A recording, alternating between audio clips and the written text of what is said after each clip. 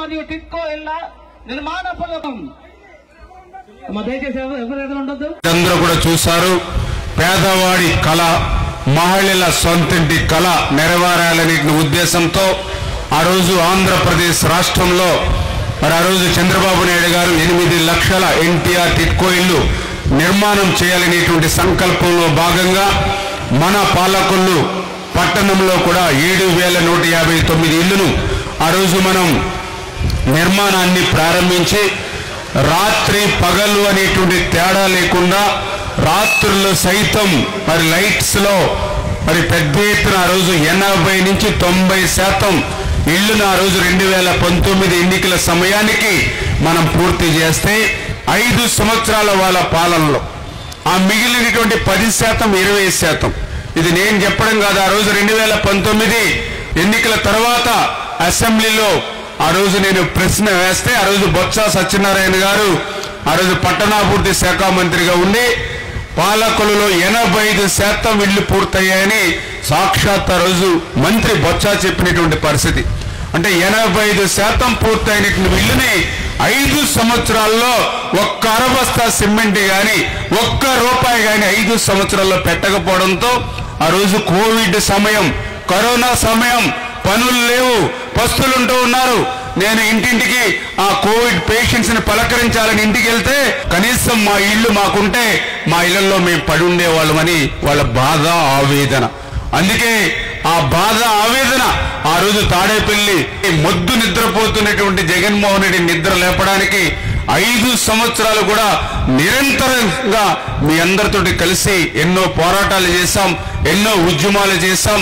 మరి పోస్ట్ కార్డుల ఉద్యమం దగ్గర నుంచి నా కుటుంబంతో సహా ఏదైతే గాంధీ బొమ్మల సెంటర్లో నా భార్య, నా పిల్లల కుటుంబంతో సత్యాగ్రహ దీక్ష చేయడం కానీ, అన్ని వార్డుల్లో దీక్షలు చేయడం, నరసాపురం మా పాదయాత్రగా పెద్ద ఎత్తున మహిళలతో మనం కలిపి వెళ్ళడం, ఏదైతే మున్సిపల్ ఆఫీస్ దగ్గర 36 గంటలు నిరవధిక నిరాహార దీక్ష చేయడం కానీ, అదేవిధంగా ఏదైతే మన ఈ యొక్క ఎన్టీఆర్ టిట్కో ఇల్లు పాలకొల్లు నుంచి అసెంబ్లీ వరకు కూడా మండు టెండల్లో ఆ రోజు మరి సైకిల్ మీద అసెంబ్లీకి వెళ్ళినటువంటి పరిస్థితి కానీ, అదేవిధంగా పెద్ద ఎత్తున మరి ఆ రోజు ప్రభుత్వం కళ్ళు తెరిపించాలని చెప్పి మరి నవంబర్ 17 పాలకొల్లు చూడని పెద్ద ఎత్తున ఉవ్వెత్తున ఉద్యమించినటువంటి పరిస్థితి కానీ, ఇంత పెద్ద ఎత్తున ఎప్పటికప్పుడు మనం ఎన్టీఆర్ టిట్కో ఇల్లు మీకు అందించాలనేటువంటి సంకల్పంతో ఆ రోజు మనం ఉద్యమిస్తే మరి కంటి తుడుపు చర్యగా మనం కట్టినటువంటి బిల్డింగ్లకి రంగులు మాత్రం వాళ్ళు వేసి,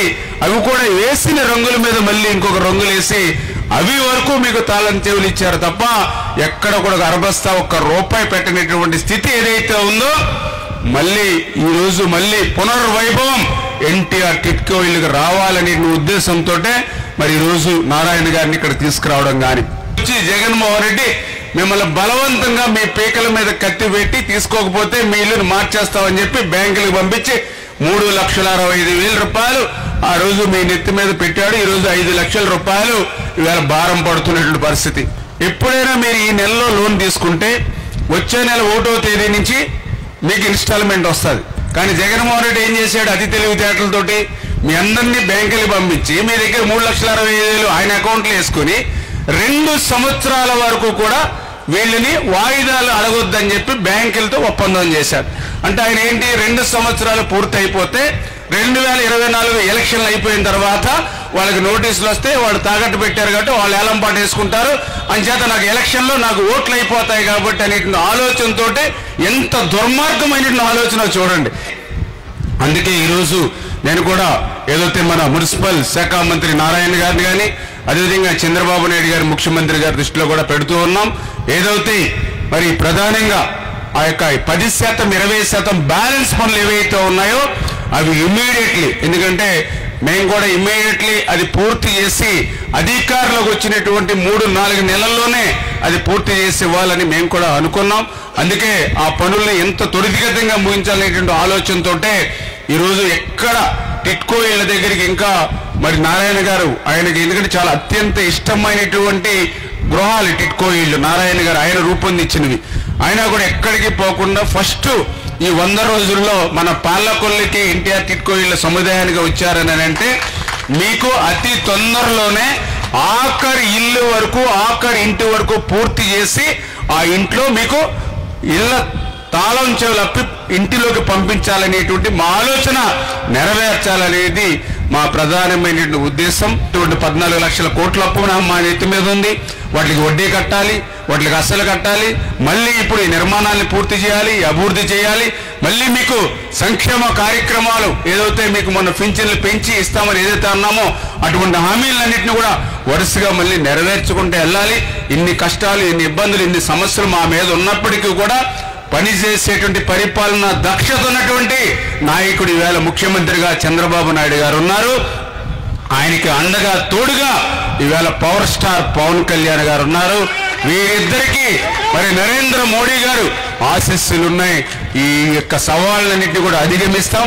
ఈరోజు ఆంధ్రప్రదేశ్ రాష్ట్రానికి ఒక రాజధాని లేనిటువంటి రాష్ట్రానికి మళ్ళీ ఒక రాజధాని ఈవేళ అమరావతి ఏర్పడుతుంది అని అంటే అది చంద్రబాబు నాయుడు గారికి తోడుగా ఈవేళ నారాయణ గారి యొక్క నిర్మాణం.